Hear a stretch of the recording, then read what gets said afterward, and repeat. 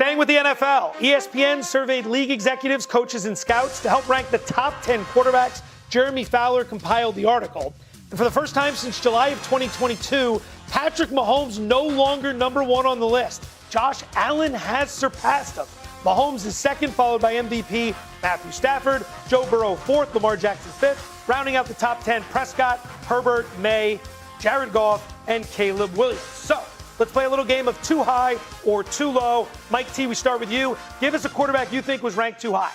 Caleb Williams, Joe, from Chicago. Look, you can look at his flash plays, and his ability is incredible. I think he'll be there one day. But when you're 28th in the league in completion percentage, you are not a top 10 quarterback yet. I think that'll get better. I think his mechanics will improve. I think his decision-making will improve. But right now, in my mind, the lack of consistency keeps him out of the top 10. Bart Scott, much like you do on the dance floor, I want you to go low, low, low here. What's a player that's listed too low on the list? I do that stanky leg. I tell you what, you talk about Matthew Stafford, the reigning MVP.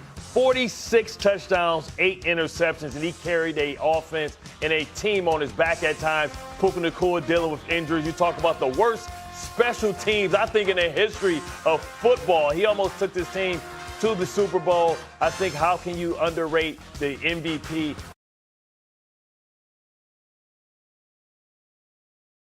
Participation trophies or lifetime achievement awards to Patrick Mahomes because how great he's been over a while. Like I said, it's rented, not owned, and Matthew Stafford has paid the rent to be the number one guy in the league. I see a perplexed look that is known around ESPN as Gross. 3 is too low.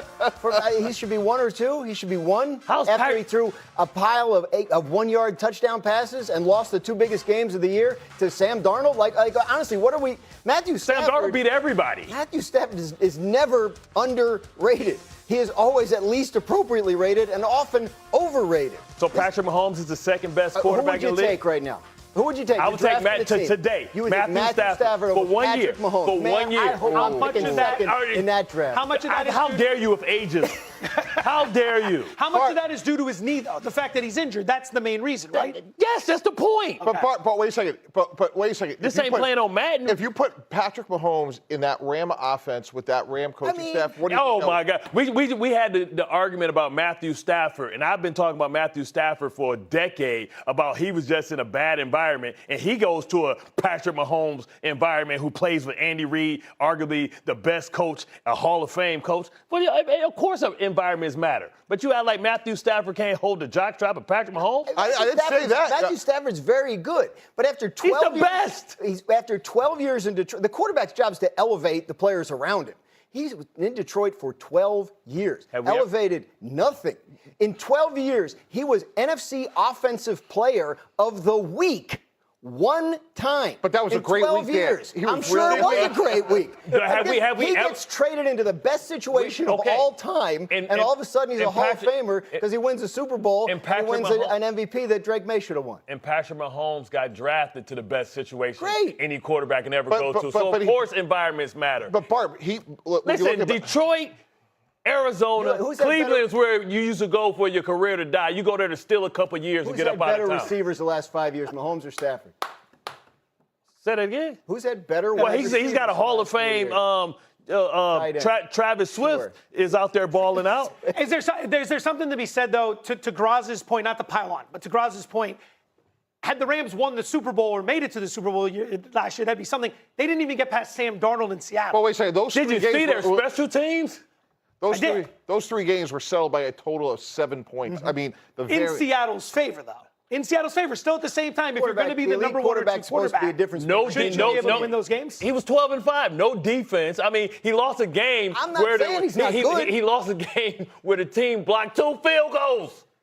Where they do that at? This is good. This is really good. I'm not saying he's not good. This is really good. You're saying he's not better than Patrick Mahomes. He's the reigning MVP. What would be the projections on Mahomes' production if he was playing in L.A.? Who cares? Undefeated? I mean, we playing fantasy world. We making it up. All right, so let's do this. He's at where he's at. I got another one for you because the spirit is that is. I think we might have another one here.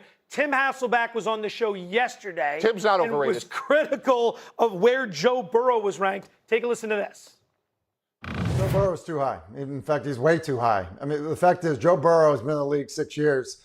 He's only started every game, during the regular season 3 times. So right off the bat, the ability to be available, I think has got to, bring him way down the list. I think that we've elevated him in a way that, quite honestly, with standards that we don't apply to other guys.